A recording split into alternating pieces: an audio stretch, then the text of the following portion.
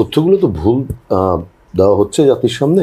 শেরপুর 3-এ দুপুর 3টায় জামাত ইসলামের প্রার্থী বয়কট করেছেন, আর প্রেস কনফারেন্সও করেছেন উনি আনুষ্ঠানিক। বগুড়া 6-এ বলেছেন উনি ফলাফল নিয়ে বিজয়ী হয়েই আসবেন।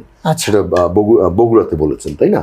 এখানে বলা হচ্ছে যে তারা দুজনেই করেছেন, আসলে তো না।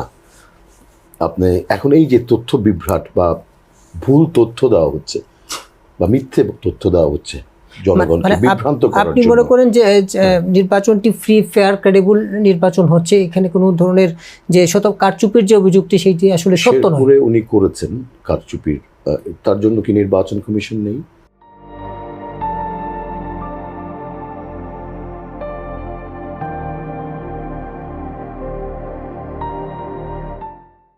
নির্বাচন কমিশন বলবেন, জনগণ যারা আছেন তারা দেখেছেন। আমরা কিন্তু খবরগুলো পাচ্ছি গণমাধ্যমের থেকে, এখানে টিভির পর্দায় দেখছি। আর কমপ্লেইন করছেন কে? প্রার্থী, নাকি?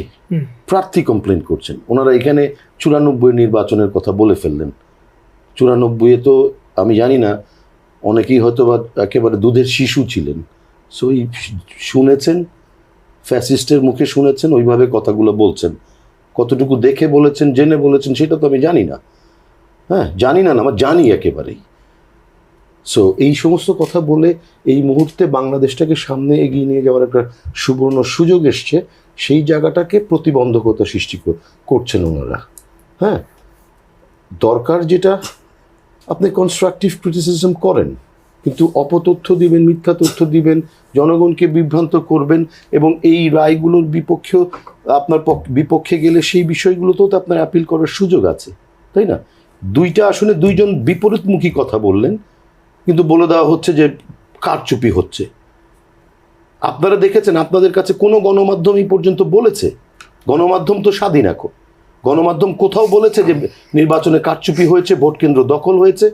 আমরা সকাল থেকেই তো দেখছি বা উপনির্বাচনে যেটা হয়ে থাকে অনেক বেশি পার্টিসিপেশন হয় না, সুন্দর একটা সুষ্ঠু নির্বাচন হচ্ছে। সেটা বলার জন্য কেন বলতে হবে? আমাকে জিতিয়ে আনতে হবে, আমার জন্যই সব কিছু, আমার পক্ষে না গেলেই তখন সেটাকে আমি একটা ইস্যু তৈরি করে ফেলছি।